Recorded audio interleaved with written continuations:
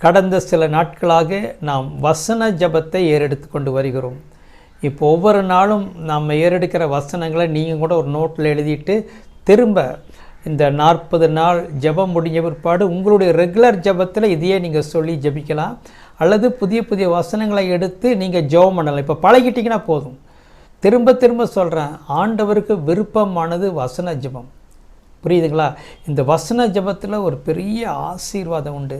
வசனத்தோடு நீங்கள் ஏறெடுக்கிறீங்க பாருங்கள், அதை கர்த்தர் அதிகமாய் விரும்புகிறார். எனக்கு அதை ஆண்டவர் கற்றுக் கொடுத்ததுனால தான் நான் உங்களுக்கு கற்றுக் கொடுக்குறேன். ஆகவே ஒவ்வொரு நாளும் நாம் இப்படித்தான் இந்த 40 நாளும் வசனத்தை படித்து ஜெபம் பண்ணுவோம். நோட்லையும் கூட நீங்கள் எழுதிக்கிங்க. பிறகு நீங்களாகவே பைபிள் படிக்கும் பொழுதும் கூட அந்த படிக்கிறதையே வசன ஜபமாய் மாற்றுங்க. எப்பொழுதும் வசனத்தை படிக்கும் பொழுது அது ஸ்தோத்திரமாக மாற்றலாம், விசுவாச அறிக்கையாய் மாற்றலாம், ஜபமாகவும் மாற்றலாம். தொடர்ந்து நாம் சில விண்ணப்பங்களுக்காக ஜெபம் பண்ணுவோம். இன்று கர்த்தருடைய நாள், ஞாயிற்றுக்கிழமை. ஒரு சிலர் ஆராதனைக்கு உங்கள் வீட்டிலேயே ஆராதனைக்கு ஆயத்தமாகி கொண்டிருப்பீர்கள். ஒரு சிலர் ஆராதனை முடித்து வீட்டு ஆராதனை முடித்து இருப்பீர்கள். இருந்தாலும் இந்த ஜெப நேரத்தை நாம் ஆண்டவருடைய சமூகத்தில் ஜெபிக்க நம்மை ஒப்பு கொடுப்போம். இன்று ஞாயிற்றுக்கிழமையாக இருக்கிறபடினாலே ஞாயிற்றுக்கிழமைக்கு பண்ண வேண்டிய ஜெப குறிப்புகளை நாம் செய்ய போகிறோம். ஏசாயா 58 அதிகாரம் 13, 14 வசனத்தை நான் வாசிக்கின்றேன். 13 வசனத்தில் சொல்லப்பட்டிருக்கிறது, ஓய்வு நாளை மனமகிழ்ச்சியின் நாள் என்றும், ஓய்வு நாளை மனமகிழ்ச்சியின் நாள், அதுக்கப்புறம் கர்த்தருடைய பரிசுத்த நாள், மகிமையுள்ள நாள் என்றும் சொல்லி அதை மகிமையாக எண்ணுவாயானால். அப்போது 3 நாளை சொல்கிறாரு பாருங்கள். ஞாயிற்றுக்கிழமை, நம்மளால் ஞாயிற்றுக்கிழமைங்கிறோம். பைபிள் என்ன சொல்லுது? அந்த நாளை மனமகிழ்ச்சியின் நாள், பிறகு பரிசுத்த நாள், பரிசுத்த நாள், 3வது மகிமையுள்ள நாள். அப்படி நீ எண்ணுவாயானால், நாம் இப்போ ஆலய சபைக்கு கூடி வர முடியல, வீட்டில் குடும்ப ஞாயிறு ஆராதனையாக இன்று நாம் நடத்துகின்றோம். பைபிள் சொல்லுது, எப்படியா இருந்தாலும் இந்த நாளை நாம் அப்படி மனசுக்குள்ளே யோசிக்கணும். அப்பொழுது கர்த்தரில் மனமகிழ்ச்சியாக இருப்பாய். அந்த யோசனை வந்தாலே மனமகிழ்ச்சியாக இருப்பாய். அப்புறம் வாக்குத்தத்தம் சொல்கிறார், பூமியின் உயர்ந்த இடங்களில் உன்னை ஏறி இருக்கும்படி பண்ணி உன் தகப்பனாகிய யாக்கோபுடைய சுதந்திரத்தால் உன்னை போஷிப்பேன். போஷிப்பார். கர்த்தருடைய வாய் இதை சொல்லிற்று. இன்றைக்கி எதுக்கு ஜெபிக்க போகிறோம்னா, நிறைய பேர் வீடு தான் வசதியாக போச்சு, உட்கார்றதில்லை. கேட்டால் ஓவர் டைம் வேலைக்கு வர சொல்லிட்டாங்கங்கிறாங்க.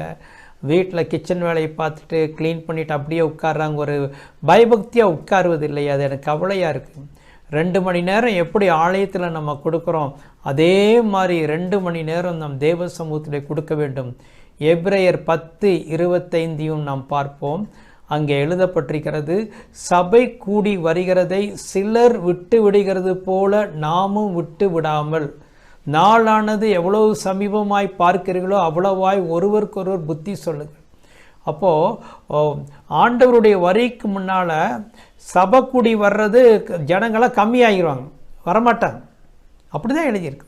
நாளானது சமீபத்து வருகிறதை எவ்வளவாய் பார்க்கிறீர்களோ.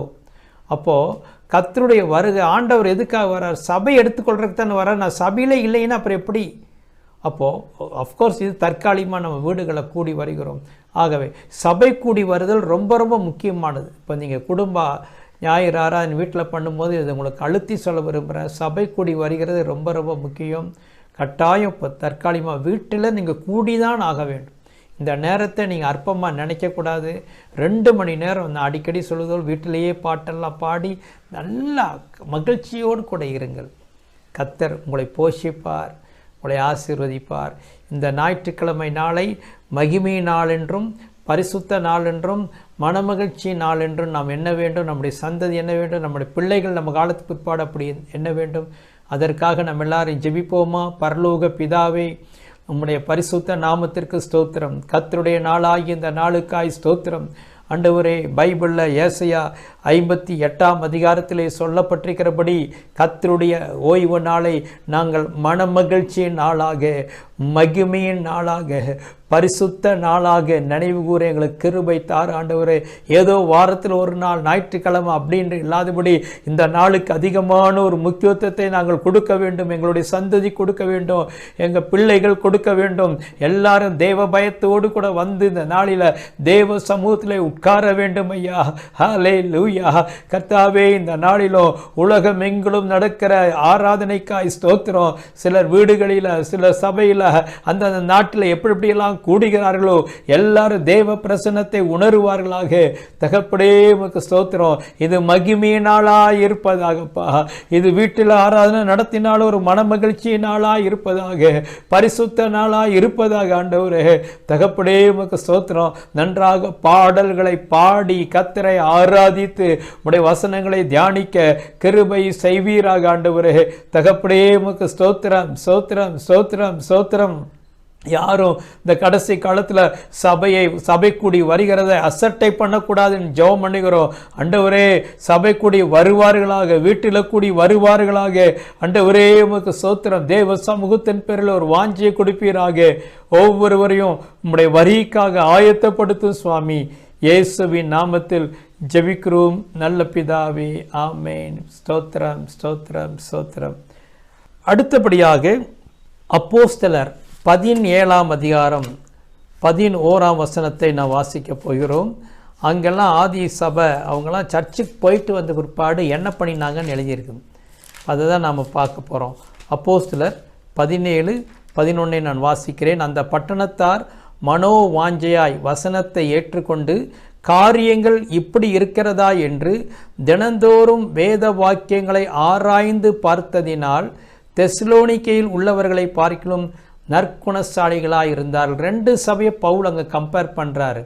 பெராயா சபை, தெசலோனிக்கே சபை. கீழ் வசனத்தில் பெராயா சபைன்னு வருது. பெராயா சபை தெசலோனிக்கவர்கள் உள்ளவர்களை பார்க்கலும் நற்குணசாலிகளாக இருந்தாங்க. ஏனென்றால் வசனத்தை கேட்ட உடனே வீட்டில் பைபிளை அலசி பார்த்து காரியங்கள் இப்படி இருக்கிறதா என்று தினந்தோறும் வேத வாக்கியங்கள் ஆராய்ந்து பார்த்தார்கள். நாம் ஜெபிக்க போகிறோம். நாம், நம்முடைய பிள்ளைகள், வாலிபர்கள், டீன்ஸ் எல்லாரும் பைபிளும் கையுமா பார்த்தா எவ்வளோ நல்லா. ஒவ்வொரு நாள் ஃபோனு வாட்ஸ்அப்பில் தானே பார்த்துட்டு இருக்கிறாங்க. ஜெபம் பண்ணலாங்களா? ஆண்டவரே, இந்த மாதிரி வேத வாக்கியங்களை ஆராய்ந்து பார்க்கிறவளாய் நம்ம எல்லாரையும் மாற்றும் பரலோக பிதாவே, உம்முடைய பரிசுத்த நாமத்திற்கு ஸ்தோத்திரம், ஸ்தோத்திரம், ஸ்தோத்திரப்பா. சபைக்கு வரக்கூடிய ஒவ்வொருவருக்காக நாங்கள் ஜெபம் பண்ணுகிறோம் ஆண்டவரே. அப்பா, இந்த சபைக்கு வருகிற எல்லாரும் வேத வசனங்களை தியானிக்கிறவளாய் மாற்றுங்க ஆண்டவரே. ஏதோ வாரத்துக்கு ஒரு முறை அல்ல, 2 நாள் இல்லை, ஒவ்வொரு நாளும் தினந்தோறும் வேத வாக்கியங்களை ஆராய்ந்து பார்த்தார்களே அப்பா. எங்கள் சபையார் அப்படி மாற்று ஆண்டவரே. இந்த யார் யார் இந்த நிகழ்ச்சி கேட்கிறார்களோ, இந்த வார்த்தைகளை கேட்கிறார்களோ, அவளை அப்படி மாற்றுவீராகப்பா. சிறியோர், பெரியோர், வாலிபர்கள் எல்லாரும் வேதத்தை நேசிப்பார்களாக, வேதத்தை தியானிப்பார்களாக. Praise the lord, praise the lord, praise the lord, praise the lord. தகப்பனே, உமக்கு ஸ்தோத்திர ஆண்டவரே. இந்த நாளிலே வசனத்தை தியானிக்க செலவழிப்பார்களாகப்பா. ஆண்டவரே, வசனத்தை தியானிக்கும் பொழுது அவர் நற்குணசாலிகளாய் மாறுவார்களாக, பேர் பெற்றவர்களாய் மாறுவார்களாக. இவருடைய கேரக்டர் மாறி இருக்கிறதை பார்த்து அநேகர் கத்திரண்டிலே வருவார்களாக. ஆண்டவரே, தகப்பனே, உமக்கு ஸ்தோத்திரம், ஸ்தோத்திரம், ஸ்தோத்திரம். இயேசுவின் நாமத்தில் பிதாவே, ஆமென். அது கீழே நீங்கள் பார்த்தீங்கன்னா அப்போஸ்தலர் அதே அதிகாரத்தில் 12ஆம் வசனம், இவங்க இப்படி தியானம் பண்ணினால என்ன நடந்ததுன்னு எழுதியிருக்கு. 12 அதனால் அவர்களில் அநேகம் பேரும் கனம் பொருந்திய கிரேக்கரில் அநேக ஸ்திரீகளும் புருஷர்களும் விசுவாசித்தார்கள். இந்த வசனத்தில் நம்ம வாசித்த விதமாக இவங்களுடைய நற்குணத்தை பார்த்து கூட்டம் கூட்டமாக, அது அநேகர்னு என்ன, கூட்டம் கூட்டமாக கனம் பொருந்தியவர்கள், கிரேக்கர்கள், ஸ்திரீகள், புருஷர்கள், ஒருவேளை கப்புள்ஸாக இருக்கலாம், அப்படி எழுதி பைபிளில் ஸ்திரீகள், புருஷர்கள்.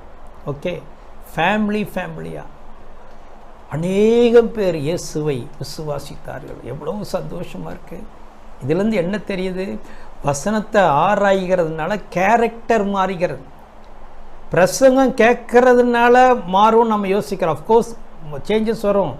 இன்னும் ஃபுல் சேஞ்சஸ் அந்த வசனங்களை போய் தியானிக்கிறீங்க இல்லைங்களா, தியானிக்க தியானிக்க இருதயத்தில் அனல் உண்டு, அந்த வார்த்தைக்கு நாம் ஒப்பு கொடுக்க ஆரம்பிச்சிருவோம். ஜெபம் பண்ணலாங்களா? பரலோக பிதாவே, நாங்கள் வசனத்தை தியானிக்கிறதுனால எங்களுடைய கேரக்டர் மாற்றம் அடைந்து ஆண்டவரே, அநேக கனத்துக்குரியவர்கள் அவர்களும் கர்த்தரை விசுவாசிப்பார்கள் என்று நாங்கள் வேதத்தில் படிக்கிறோமே. எங்களை சுற்றி கனமுள்ள கனத்துக்குரிய மக்கள் வாழ்கிறார்கள் அப்பா. ஆண்டவரே, எங்களுடைய வாழ்க்கையை பார்த்து நாங்கள் வசனத்தின்படி நடக்கிறதை பார்த்து அவர்கள் கர்த்தரிடத்திலே ஓடி வருவார்களாக, கர்த்தரை விசுவாசிப்பார்களாக, ரட்சிக்கப்படுவார்களாக. தகப்பனே, எங்க ஊரை சுற்றிலும் இருக்கிற கனம் பொருந்தியவர்கள் ரட்சிக்கப்பட்டு சபைக்கு வருவார்களாக, எங்களோடு கூட கர்த்தரை ஆராதிப்பார்களாக. ஆண்டவரே, ஹல்லேலூயா. பாரத்தோடு ஜெபிக்கிறோம்.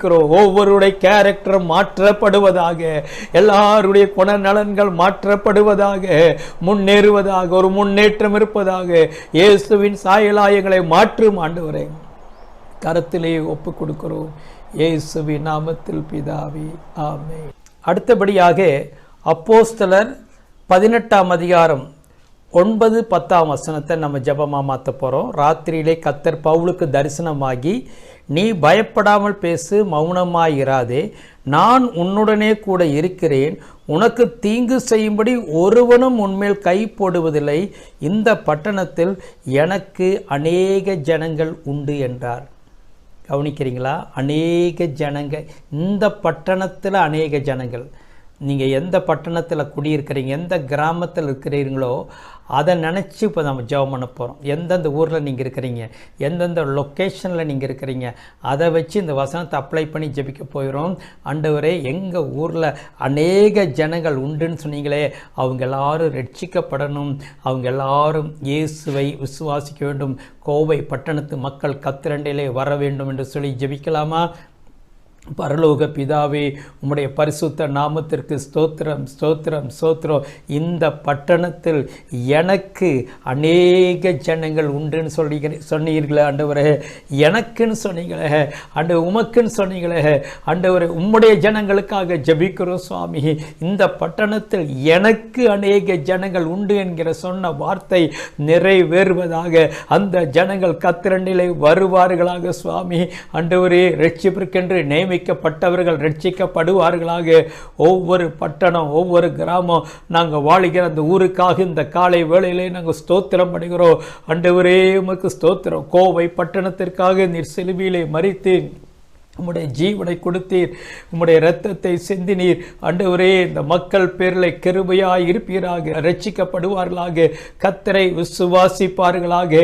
ஹல்லேலூயா, ஹல்லேலூயா. ஸ்தோத்திரம், ஸ்தோத்திரம், ஸ்தோத்திரம். நம்ம எல்லாரும் நல்லா ஸ்தோத்திரம் பண்ணுவோம். நீங்கள் வாழ்கிற அந்த ஊருக்காக ஸ்தோத்திரம் பண்ணுங்க. ஆமாண்டவரே, நாங்கள் ஸ்தோத்திரம் பண்ணுறோம். இந்த பட்டணத்திற்காய் ஸ்தோத்திரம், ஸ்தோத்திரம். இந்த பட்டணத்தில் இருக்கிற மக்களுக்காய் ஸ்தோத்திரம், ஆண்களுக்காய் ஸ்தோத்திரம், பெண்களுக்காய் ஸ்தோத்திரம். ஆண்டவரே, ஒவ்வொரு தரப்பட்ட மக்களுக்காய் ஸ்தோத்திரம், பலவிதமான ஜாதி மக்களுக்காய் ஸ்தோத்திரம், பலவிதமான மத மக்களுக்காய் ஸ்தோத்திரம், எல்லாருக்காக ஸ்தோத்திரம், வாலிப பிள்ளைகளுக்காய் ஸ்தோத்திரம். ஆண்டவரே, அரசாங்க உத்தியோகத்தில் வேலை செய்கிறவர்களுக்காய் ஸ்தோத்திரம். இந்த பட்டணத்தில் எனக்கு அநேக ஜனங்கள் உண்டு என்று சொன்னீரே ஆண்டவரே. பட்டணம் பட்டணமாய் கர்த்தரிடத்திலே வருவார்களாக, தேவனுடைய முகத்தை தேடுவார்களாக. Praise the lord, praise the lord, praise the lord, praise the lord. ஸ்தோத்திரம், ஸ்தோத்திரம், ஸ்தோத்திரம். மக்கள் இயேசுவை விசுவாசிப்பார்களாக, ரட்சிக்கப்படுவார்களாக, மனக்கண்கள் திறக்கப்படுவதாக. ஆண்டவரே, செவிகள் திறக்கப்படுவதாக. ஆண்டவரே, வாய்கள் திறக்கப்படுவதாக. இயேசுவே கர்த்தர், இயேசுவே கர்த்தர், இயேசுவே கர்த்தர் என்று சொல்லுவார்களாக. ஐயா, கூட்டம் கூட்டமாய் மக்கள் ரட்சிக்கப்படுவார்களாக, கர்த்தரிடத்திலே வருவார்களாக. ஆண்டவரே, இயேசுவின் நாமத்தில் ஜெபிக்கிறோம் நல்ல பிதாவே, ஆமென். ஸ்தோத்திரம், ஸ்தோத்திரம், ஸ்தோத்திரம். அடுத்தபடியாக வெளிப்படுத்தல் 3ஆம் அதிகாரம் 7ஆம் வசனத்தின்படி நாம் ஜெபிக்கப் போகிறோம். பிலதெல்பியா சபையின் தூதனுக்கு நீ எழுத வேண்டியது என்னவெனில், பரிசுத்தம் உள்ளவரும் சத்தியம் உள்ளவரும் தாவீதின் திறவுகோலை உடையவரும் ஒருவரும் பூட்டக்கூடாதபடிக்கு திறக்கிறவரும் ஒருவரும் திறக்கக்கூடாதபடிக்கு பூட்டுகிறவருமாய் இருக்கிறவர் சொல்லுகிறதாவது, அதாவது ஒருவரும் பூட்டக்கூடாதபடிக்கு திறக்கிறவர், அவர் திறந்துட்டார்னா யாருமே பூட்ட முடியாது. திறக்கிறவர், தாவீதின் திறவுகோலை உடையவர் என்று சொல்லப்பட்டிருக்கிறது. அவர்கிட்ட தான் எல்லா மனிதருடைய திறவுகோல் இருக்கிறது.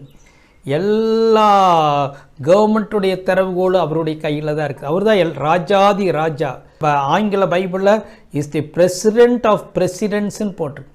எல்லாவற்றுக்கும் ஒரு உன்னதமான தேவன், சகல திறவுகோள்களை உடைய தேவன். நம்ம ஜெபிக்க போய்க்கிறோம். சீக்கிரமாய் சபைகள் திறக்கப்பட, கொரோனா நீங்கி சபைகள் திறக்கப்படலாம் என்கிற உத்தரவு வர வேண்டும். எத்தனையோ பேர் ஆண்டவரை வணங்கணும், சேவிக்கணும், ஆராதிக்கணும்னு விருப்பமாக இருக்கிறாங்க. கூட்டமாக கூட முடியல இந்த வியாதியின் காரணமாக. ஆகவே கர்த்தர் சீக்கிரமாக இதை மாற்றி சபை திறக்கப்படும்படியாக நாம் ஜெபிக்க போகிறோம். இந்த கல்லின் மேல் என் சபையை கட்டுவேன், பாதாளத்தின் வாசல்கள் அதை மேற்கொள்வதில்லை என்றும் அவர் சொல்லியிருக்கிறார். ஜெபிப்போமா? பரலோக பிதாவே, உம்முடைய பரிசுத்த நாமத்திற்கு சோத்திரம். வெளிப்படுத்தல் 3:7 நிறைவேறுவதாக. பரிசுத்தம் உள்ளவரே, தாவீதின் திறவுகோலை உடையவரே, ஒருவரும் பூட்டக்கூடாதபடிக்கு திறக்கிறவரே, ஆண்டவரே உமக்கு ஸ்தோத்திரம். ஆண்டவரே, ஆலயங்கள் திறக்கப்படுவதாக. எல்லா ஊர்களில் இருக்கிற, எல்லா மாநிலங்களிலும் இருக்கிற ஆலயங்கள் திறக்கப்படுவதாக. ஆண்டவரே, இந்த கொரோனா நோய் வைரஸ் சீக்கிரமாய் நீங்குவதாக, நீங்குவதாக, நீங்குவதாக. ஆண்டவரே உமக்கு ஸ்தோத்திர. ஆண்டவரே, அப்பா, மக்கள் பொதுவாக கூடி வருகிற இடத்துல நோய் பரவாதபடி ஆண்டவரே எல்லாரும் குணம் அடைவார்களாக, சுகம் அடைவார்களாக, சபை திறக்கப்படுவதாக. ஹல்லேலூயா. ஆண்டவரே உமக்கு ஸ்தோத்திரம், ஸ்தோத்திரம், ஸ்தோத்திரம். இந்த வார்த்தை நிறைவேறுவதாக. ஒருவரும் பூட்டக்கூடாதபடிக்கு திறக்கிறவரே, சபைகள் திறக்கப்படுவதாக, திறக்கப்படுவதாக. எங்க பட்டணத்தில் இருக்கிற சபைகள் எல்லாம் திறக்கப்படுவதாக. கர்த்தர் அற்புதங்களை செய்வீராக, வரக்கூடிய நாட்களிலே செய்வீராக. ஆண்டவரே உமக்கு ஸ்தோத்திரம், ஸ்தோத்திரம், ஸ்தோத்திரம். அதிசயங்கள் நடக்கட்டும், அற்புதங்கள் நடக்கட்டும். கர்த்தருடைய நாமம் உயர்த்தப்படுவதாக. இயேசுவின் நாமத்தில் ஜெபிக்கிறோம் நல்ல பிதாவே, ஆமென். கர்த்தரை ஸ்தோத்திரம் பண்ணுவோம். ஸ்தோத்திரம், ஸ்தோத்திரம், ஸ்தோத்திரம்.